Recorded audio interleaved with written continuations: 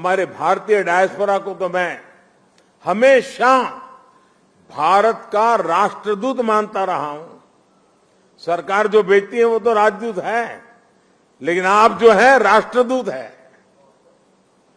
आप सभी भारत से बाहर मां भारती की बुलंद आवाज है, बुलंद पहचान है। भारत की प्रगति देखकर आपका भी सीना चौड़ा होता है, आपका भी सिर गर्व से ऊंचा होता है। परदेश में रहते हुए आप अपने देश की भी चिंता करते हैं, इसलिए विदेश में रहते हुए भारत की सफलता को आगे बढ़ाने में, भारत की छवि को और मजबूत करने में भी आपकी बहुत बड़ी भूमिका है।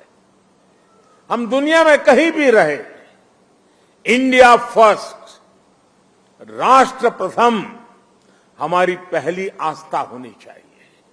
साथियों, हमारे सभी 10 गुरुओं ने राष्ट्र को सबसे ऊपर रखकर भारत को एक सूत्र में पिरोया था। गुरु नानक देव जी ने पूरे राष्ट्र की चेतना को जगाया था, पूरे राष्ट्र को अंधकार से निकालकर प्रकाश की राह दिखाई थी। हमारे गुरुओं ने पूरब से पश्चिम, उत्तर से दक्षिण पूरे भारत की यात्राएं की। हर कहीं पर भी जाइए, उनकी निशानियां हैं, उनकी प्रेरणाएं हैं, उनके लिए आस्था है। पंजाब में गुरुद्वारा हरमंदिर साहिब जी से लेकर उत्तराखंड में गुरुद्वारा हेमकुंड साहिब तक, महाराष्ट्र में गुरुद्वारा हुजूर साहिब से लेकर हिमाचल में गुरुद्वारा पांटा साहिब तक, बिहार में तख्त श्री पटना साहिब से लेकर गुजरात के कच्छ से गुरुद्वारा लखपत सिंह साहिब तक हमारे गुरुओं ने लोगों को प्रेरणा दी, अपनी चरण रथ से इस भूमि को पवित्र किया। इसलिए सिख परंपरा वास्तव में एक भारत श्रेष्ठ भारत की जीवंत परंपरा है।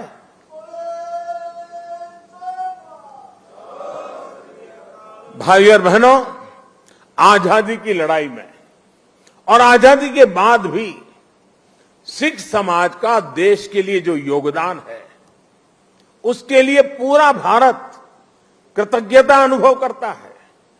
महाराजा रणजीत सिंह का योगदान हो, अंग्रेजों के खिलाफ लड़ाई हो या जलियांवाला बाग हो, इनके बिना न भारत का इतिहास पूरा होता है, न हिंदुस्तान पूरा होता है। आज भी सीमा पर खड़े सिख सैनिकों के शौर्य से लेकर देश की अर्थव्यवस्था में सिख समाज की भागीदारी और सिख एनआरआई के योगदान तक, सिख समाज देश के साहस, देश का सामर्थ्य और देश के श्रम का पर्याय बना हुआ है। साथियों, आजादी का अमृत महोत्सव हमारे स्वतंत्रता संग्राम के साथ साथ हमारी संस्कृति और विरासत को सेलिब्रेट करने का भी अवसर है, क्योंकि आजादी के लिए भारत का संघर्ष केवल एक सीमित कालखंड की घटना नहीं है। इसके पीछे हजारों साल की चेतना और आदर्श जुड़ी थी। इसके पीछे आध्यात्मिक मूल्य और कितने ही तप त्याग जुड़े हुए थे। इसलिए आज देश जब एक तरफ आजादी का अमृत महोत्सव मनाता है, तो साथ ही लाल किले पर गुरु तेग बहादुर जी का 400वां प्रकाश पर्व भी मनाता है। श्री अकाल।